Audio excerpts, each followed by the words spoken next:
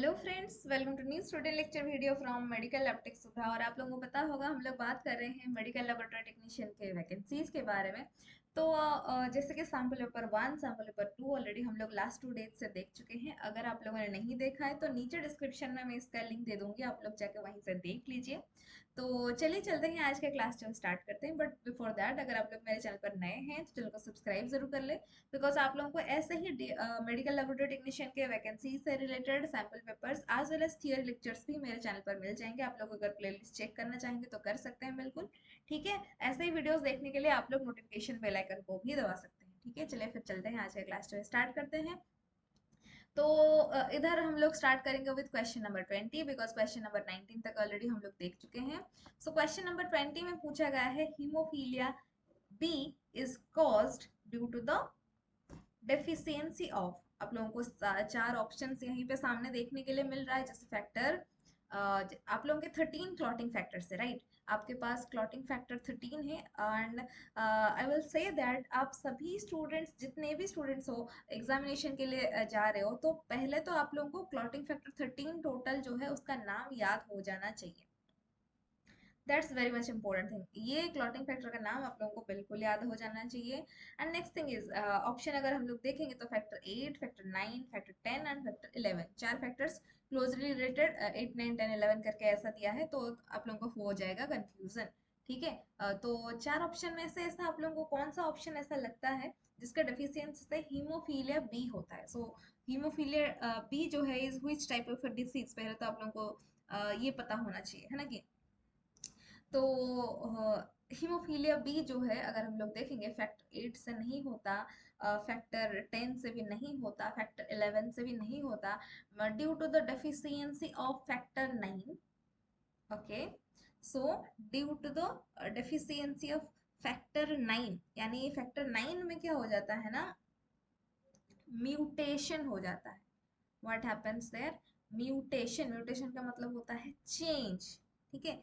Mutation on the factor 9 gene on the X chromosome. X chromosome में जब factor 9 थोड़ा सा चेंज हो जाए, थोड़ा सा म्यूटेट हो जाए, so we can say that haemophilia B हुआ है।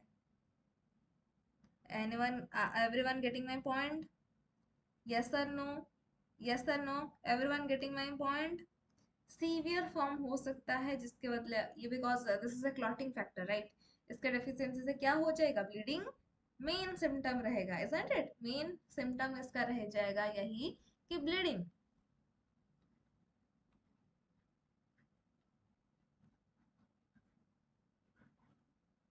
ओके, चलिए फिर नेक्स्ट चीज देखते हैं। नेक्स्ट क्वेश्चन आप लोगों को सामने ये क्या दिया गया है, क्वेश्चन नंबर 21।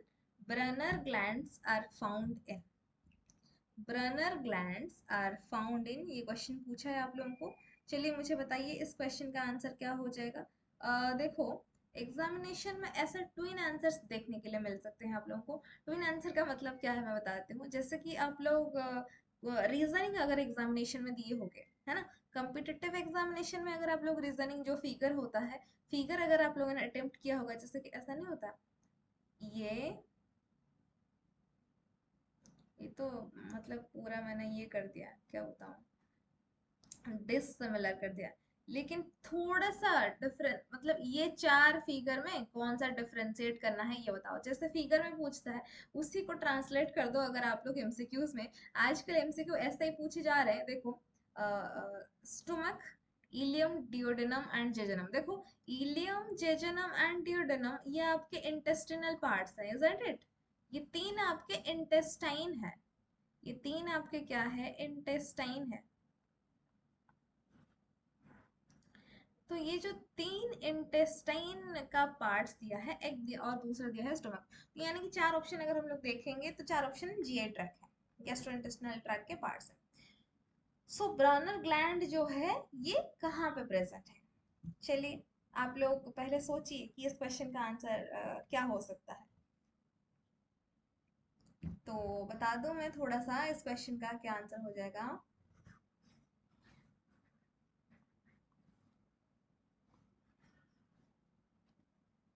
देखो, this Brunner gland is present in your intestine. Okay, in your intestine. तो इंटेस्टाइन में आपको दिया है 3 ऑप्शंस, तो 3 ऑप्शन में कौन सा सही हो जाएगा? So that will be your duodenum.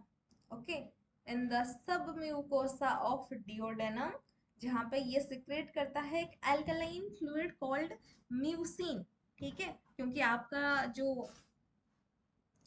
Mucin है, it will protect the mucosa from the acidic stomach contents entering the duodenum.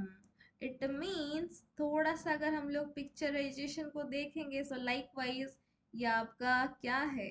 Suppose I am just not good at my artistic work, but अगर आप लोग थोड़ा सा इधर देखोगे, so this is your suppose for example intestine and this is your stomach. I guess मुझे नहीं पता चल रहा, आप लोगों को भी नहीं पता चल रहा होगा, मैं इधर लिख देती हूँ. So this is your stomach basically and this is your intestine वाला पार्ट. ओके, तो इंटेस्टाइन वाला पार्ट में क्या होता है ना, स्टोमक में आप लोग जानते हो, स्टोमक में सिक्रेशन होता है आपका HCl और the hydrochloric acid. Acidic content, जब कंटेंट के साथ खाना, दोनों चीजें जब आप लोगों का एंटर होगा डिओडेनम में, एंटर होगा इंटेस्टाइन में, तो व्हाट विल हैपन? तो ये इंटेस्टाइन के म्यूकोसा भी तो है. It can also be destroyed by the hydrochloric acid that is secreted by your stomach. So क्या हो जाएगा? इंटेस्टाइन का अपने प्रोटेक्शन के लिए सब म्यूकोसल प्रोटेक्टिव लेयर के लिए कुछ तो होना चाहिए. सो दैट कुछ तो होना चाहिए is the mucin. So mucin is the alkaline fluid which is secreted. तो म्यूसिन को जो है, कहाँ से सिक्रेशन होता है ये mucin? So that mucin is secreted by your Brunner's gland. Okay, are you getting my point everyone? अगर वीडियो अच्छा लग रहा है, वीडियो को लाइक करें, चैनल को सब्सक्राइब करें. अगर आप लोग ऐसे ही मेरे पास पढ़ना चाहते हो, मेरे जो एप्लीकेशन का लिंक है मैंने डिस्क्रिप्शन में दे दिया है, आप लोग उधर से जाकर बिल्कुल पढ़ाई कर सकते हो. ठीक है, चलो नेक्स्ट चलते हैं क्वेश्चन नंबर 21 के पास. 21 में आप लोगों को क्या दे दिया है, देख लो इधर. Which is not oncogenic virus? इसमें से ऑन्कोजेनिक वायरस कौन सा नहीं है? नोट करना जरा. हमेशा एमसीक्यू में जब आप लोग प्रिपरेशन कर रहे हो, ये नोट जो है ना, हमेशा धोखा दे देता है. ठीक है, धोखा दे देता है इसलिए क्योंकि ये नोट को लोग इतना ज्यादा सीरियसली नहीं लेते हैं. ठीक है, इतना ज्यादा सीरियसली नहीं लेते, सो दैट्स व्हाई व्हाट हैपेंस, आप लोग लगता है हाँ मतलब ऑन्कोजेनिक वायरस कौन सा है, आप लोग कुछ भी चूज करके चले जाओगे, ऐसा नहीं होता. सो ऑन्कोजेनिक वायरस जो है कौन सा नहीं है, पहले तो आप लोगों को पता होना चाहिए ऑन्कोजेनिक वायरस क्या है. It means the virus which will cause your cancer, oncogenic virus. Okay, इसके एग्जांपल्स अगर हम लोग देखेंगे थोड़ा सा, Epstein Barr virus EBV, hepatitis B virus, human papilloma virus HPV, human herpes virus general 8 का, and also Merkel cell polyoma virus, Merkel cell polyoma virus.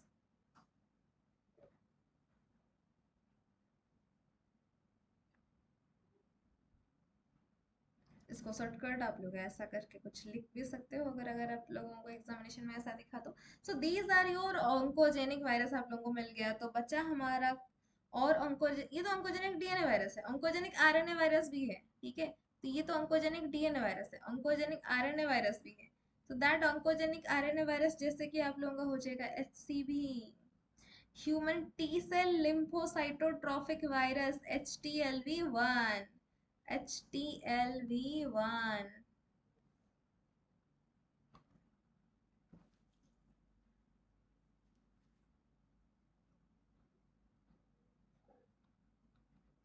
So these are your oncogenic RNA virus. तो इसके अंदर में क्या आप लोगों को नहीं मिला?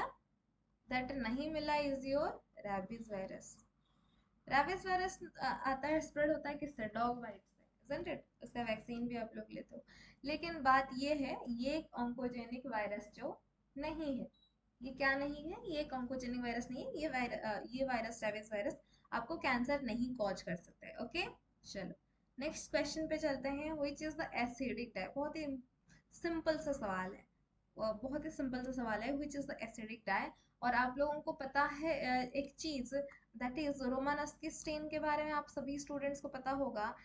रोमानस्की स्टेन, क्या मतलब होता है रोमानस्की स्टेन का? कि acidic part of the cell, acidic part of the cell will be stained by your basic stain and vice versa. So vice versa का मतलब होता है basic part of the cell, basic part of the cell will be sterilized by your alkaline acidic stain. समझ रहे हो? Basic part of the cell will be stained by your acidic stain. So likewise आप लोगों को पता होना चाहिए कि एक सेल का बेसिक पार्ट कौन सा है, एक सेल का एसिडिक पार्ट जो है वो कौन सा है। ठीक, तो जनरली हम लोग एक जो जिसकी हीमोटॉक्सिलिन एंड ईओसिन स्टेन को लेते हैं, हीमोटॉक्सिलिन एंड ईओसिन स्टेन जो है that is the routine stain in your histopathology lab, जहाँ पे हीमोटॉक्सिलिन का कलर ब्लू होता है। So for that reason nucleus stain लेता है ब्लू कलर का, न्यूक्लियस स्टेन लेता है ब्लू कलर का, यानी हीमोटॉक्सिलिन जो है ब्लू कलर ले रहा है। और what happens to the cytoplasm? Cytoplasm ले रहा है आपका रेड और pink in colour,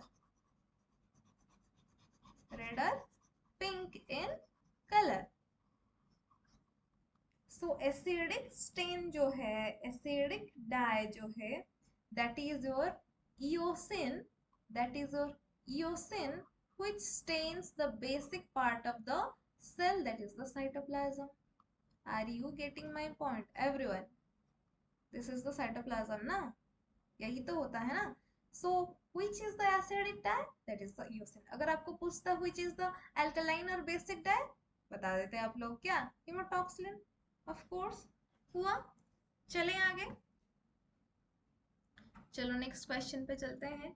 next question पूछा है question number 24, the gametocytes shape of plasmodium vivax जो है उसका शेप कैसा है? ठीक है, ये नहीं है, ये गलत से आ गया है इधर। So the gametocytes shape of plasmodium vivax is, आप लोगों को दिया है barrel shaped, oval shaped, spherical shaped, sausage shaped. क्या हो जाएगा इस क्वेश्चन का आंसर? बताइए मुझे। The gametocyte shape of plasmodium vivax is, of plasmodium vivax is,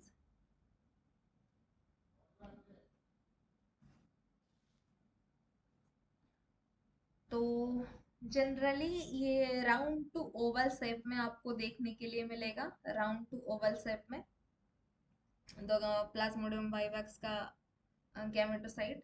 तो आप लोगों को ये लग रहा होगा कि बैरल शेप का मतलब क्या है ना? बैरल शेप का मतलब क्या है? ठीक, so what do you mean by that barrel shape?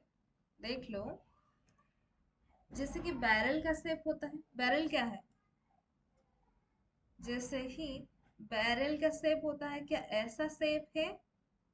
Barrel shape, Oval shape, आप लोग स्फेरिकल भी वही सेम हो जाएगा, स्फेरिकल टाइप्स।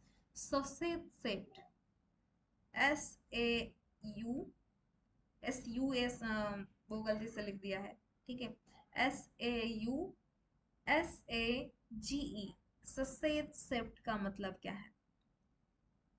ससेज शेप्ड का क्या मतलब हो जाएगा? So it can be like your sausage types, allantoid round types। मतलब कैसे बताऊं मैं? So like this type। So the answer will be your oval shape। Okay,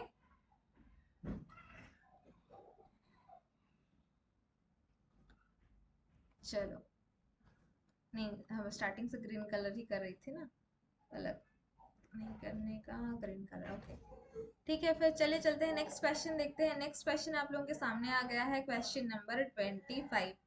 in pap stain keratinized cells are stained to pink red by the stain. तो pap stain जो होता है that is your papanicolaou stain. Pap stain का मतलब है पापेनिकोलाउ stand. तो पेपरनिकोलाउ stand, तो पहले तो अगर आप लोगों को एग्जामिनेशन में पूछता है, दो चीजें पेपरनिकोलाउ स्टेन में आप लोगों को पूछता है। So first one is the कौन से साइंटिस्ट जो हैं जो कि पेपरनिकोलाउ स्टेन को डेवलप किए हैं, and he is your none other than doctor George Papanicolaou. Spelling थोड़ा सा गलत हो गया, GEO, डॉक्टर जॉर्ज पेपरनिकोलाउ। तो वही साइंटिस्ट जो हैं, उन्होंने ही डेवलप किया था पाप स्टेन को। एंड ये पाप स्टेन इतना इम्पोर्टेंट क्यों है, बिकॉज ये स्टेन जनरली हम लोग करते हैं सर्वाइकल स्मीयर के लिए। जनरली हम लोग फीमेल का सर्वाइकल स्मीयर के लिए हम लोग पाप स्टेन करते हैं। तो क्वेश्चन पूछा है, सर्वाइकल स्मीयर में आपको केराटिनाइज्ड सेल्स भी मिलेंगे, ठीक है, स्क्वामस सेल जो भी मिलते हैं, squamous cells, keratinized squamous cells you can get, you can also get non keratinized squamous cells are also you are getting. So question here is pink red color कौन से किसके वजह से आता है? ईओसिन एज्योर के वजह से। ईओसिन एज्योर जो होता है दैट इज EA, और ईओसिन वाई जो जनरली ईओसिन होता है वो तो ईओसिन वाई होता ही आप लोगों को पता है। हीमोटॉक्सिलिन या फिर ऑरेंजी, ऑरेंजी होता है जनरली आप लोग यूज करते हो OG6, यहीं पे ये 36 यूज करते हो। सो सारे स्टेन्स जो भी यूज होते हैं पाप स्टेन में वो आप लोगों को मिल गया है ऑप्शन में। But the question here is कि स्टेन जो है पिंक रेड किसके लिए होता है? Okay, so the correct answer of this question will B OG6।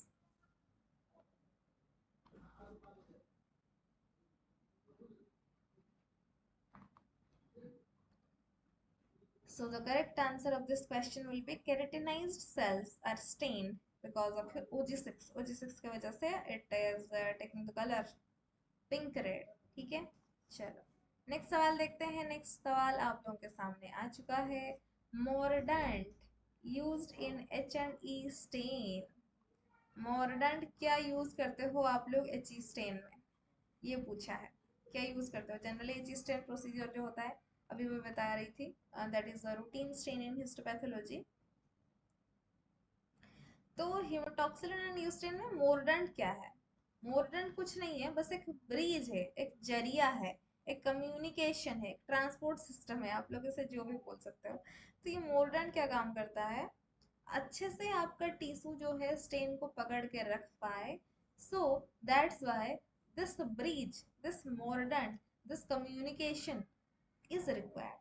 तो मॉडर्न के तौर पे, मॉडर्न का एग्जांपल अगर आप लोग देखोगे, phenol, potassium permanganate, and option number पे बी में दिया है KMnO4, या आयोडीन या फिर एलम। क्या हो जाएगा इस क्वेश्चन का आंसर?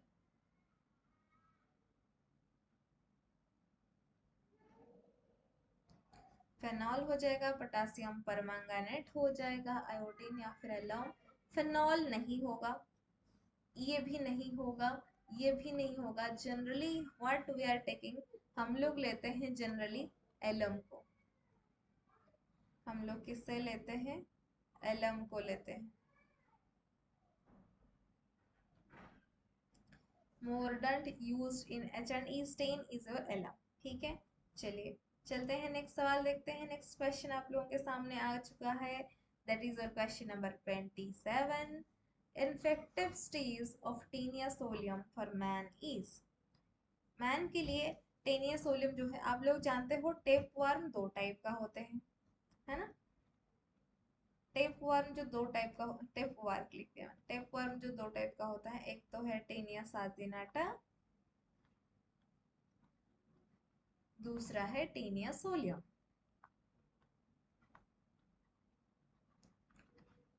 तो टीनिया सोलियम के लिए इन्फेक्टिव स्टेज जो है वो कौन सा है? एग, लार्वा, बोथ और एडल्ट। ये कोई सवाल आप लोगों के सामने आ गया है, चलिए मुझे बताइए। बोथ तो देखो नहीं होगा, इन्फेक्टिव स्टेज एडल्ट तो होता नहीं है, यानी कि इधर ये नहीं होगा ये नहीं होगा, तो बचा आपका एग और लार्वी। तो लार्वी है या एग है, ये मुझे आप लोग बताइए इन द कमेंट सेक्शन। बताइए, जल्दी से मुझे बता दीजिए कि ये क्या है infective stage of Taenia solium.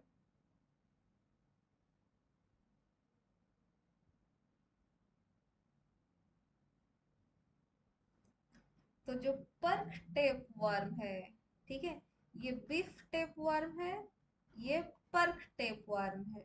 तो ये जो पर्क टेप वर्म है इसका इन्फेक्टिव स्टेज है लार्वी, सिस्टिसर्कोसिस लार्वी। नाम तो सुना ही होगा, isn't it?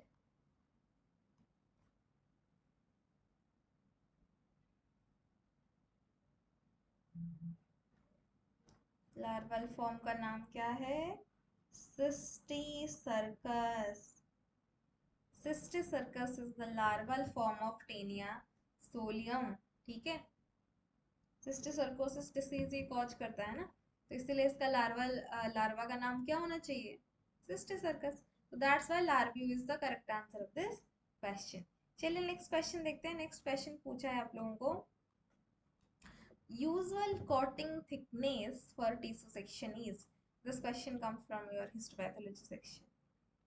हिस्टोपैथोलॉजी से ये वाला सवाल आया है, आपको पूछा है कितना साइज में आप लोग कट करते हो, जो माइक्रोटोमी आप लोग करते हो, सेक्शन कटिंग जो करते हो, माइक्रोटोमी में कितना साइज रहता है, कितना थिकनेस रहता है टिश्यू सेक्शन का? 1 to 2 माइक्रोमीटर, 3 से 4 माइक्रोमीटर, 5 से 6 माइक्रोमीटर, या 7 से 8? 7 8 नहीं होगा।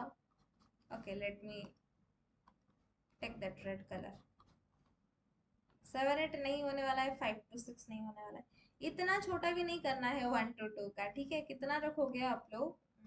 तो according to your book, usual cutting thickness for tissue section is your 3 से 4 माइक्रोमीटर।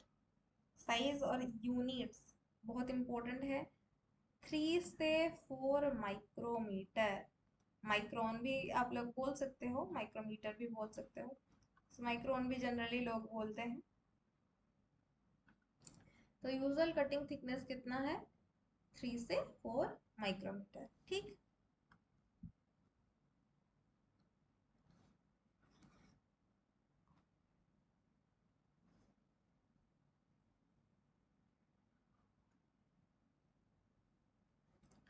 चलिए नेक्स्ट सवाल देखते हैं। नेक्स्ट सवाल जो है आप लोगों के सामने ये आ चुका है, question number 29। Which ratio of anticoagulant to blood is correct for coagulation procedure? तो कोआगुलेशन एंटीकोआगुलेंट्स आपके हीमाटोलॉजी से ये वाला सवाल पूछा गया है। तो जनरली आप लोग कोआगुलेशन प्रोसीजर के लिए कौन सा फाइल लेते हो? कोआगुलेशन प्रोसीजर तो जनरली कोआगुलेशन टेस्ट के अंदर में क्या क्या होता है ये आप लोगों को पहले पता होना चाहिए। पीटीआईएनआर, एपीटीटी, ये सारे आपके कोआगुलेशन टेस्ट हैं। तो कोआगुलेशन टेस्ट जब आप लोग करते हो, आप लोग क्या लेते हो? ब्लू कलर के भाइल,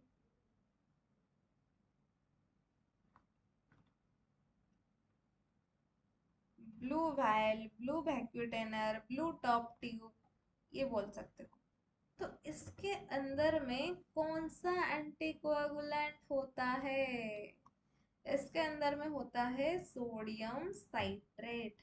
लेकिन फिर अभी आप लोग बता दोगे कि सोडियम साइट्रेट तो ईएसआर के फाइल में भी होता है, उसका कलर तो ब्लैक है, तो क्या डिफरेंस है? यही डिफरेंस में ही क्वेश्चन है। देख रहे हो क्वेश्चन कैसे पूछा है, आप लोग देख रहे हो ना। 1:4 रेशियो होता है आपका ईएसआर में, एंटीकोएगुलेंट रेशियो सोडियम साइट्रेट इसका भी, as well as sodium citrate PT INR के भी। लेकिन ईएसआर के लिए भी जो सोडियम साइट्रेट लेते हो उसमें आप लोग 1:9 रेशियो में लेते हो, एंटीकोएगुलेंट एंड ब्लड। लेकिन जब आप लोग कोएगुलेशन प्रोसीजर के बारे में बात करेंगे, so you have to take 1:9 ratio sodium citrate, sodium citrate 1:9, समझ पा रहे हो एवरीवन? वीडियो अच्छा लग रहा है अगर लाइक करो, चैनल को सब्सक्राइब करो। कोई डाउट होता है आप लोग मुझे कमेंट सेक्शन में बता सकते हो, ठीक? चलिए इसी के साथ चलते हैं हमारे नेक्स्ट क्वेश्चन के तरफ। नेक्स्ट क्वेश्चन में आप लोगों को पूछ लिया है, वो भी हेमाटोलॉजी से, क्लिनिकल हेमाटोलॉजी से ये वाला क्वेश्चन है। Which test would be abnormal in a patient with factor 10 deficiency? देखो क्वेश्चन को देखो और फिर एनालिसिस करो और मुझे बताओ। देखो क्लॉटिंग फैक्टर 13 क्लॉटिंग फैक्टर का नाम आप लोगों को याद करने के लिए मैंने बता दिया है, ठीक? तो फैक्टर 10 डेफिशिएंसी में कौन सा टेस्ट जो है, विच टेस्ट मतलब कौन सा टेस्ट जो है उसका रिपोर्ट अब नॉर्मल आएगा। Which test would be abnormal in a patient with factor 10 deficiency? आपको दे दिया है पहले फर्स्ट ऑप्शन में पीटी ओनली, यानी प्रोथ्रोम्बिन टाइम ओनली। नेक्स्ट दिया गया है APTT only, activated partial prothrombin time. और आप लोगों को दिया है फिर से पीटी एंड एपीटीटी दोनों मिला के। और फोर्थ ऑप्शन में आप लोगों को दिया है थ्रोम्बिन टाइम। क्या होगा आंसर? क्या हो जाएगा आंसर? फैक्टर 10 जो है that is your Stuart factor, है ना? यही तो होता है ना, factor 10 is your Stuart factor. Factor 10 is your Stuart factor. तो ये स्टुअर्ट फैक्टर के डेफिशिएंसी में आपके बॉडी में क्या होगा, कौन सा चीज जो है दैट विल बी अबनॉर्मल? बता दूं मैं, फैक्टर जो है क्लॉटिंग फैक्टर अगर डेफिशिएंट है तो ब्लीडिंग डिसऑर्डर होना इज कॉमन। ब्लीडिंग डिसऑर्डर तो होगा ही। तो ब्लीडिंग डिसऑर्डर में क्या आ जाएगा? So the correct answer of this question will be option number C, यानी पीटी एंड एपीटीटी दोनों है। Prothrombin time as well as activated partial prothrombin time, ये दोनों ही क्या है, अब नॉर्मल हो जाएंगे विद द फैक्टर एक्स, मतलब factor 10 deficiency that is your Stuart factor, ठीक है? चलो नेक्स्ट सवाल के पास चलते हैं। नेक्स्ट सवाल है SARS is caused by virus. तो ये है सार्स का क्या मतलब होता है? See S for severe acute respiratory syndrome।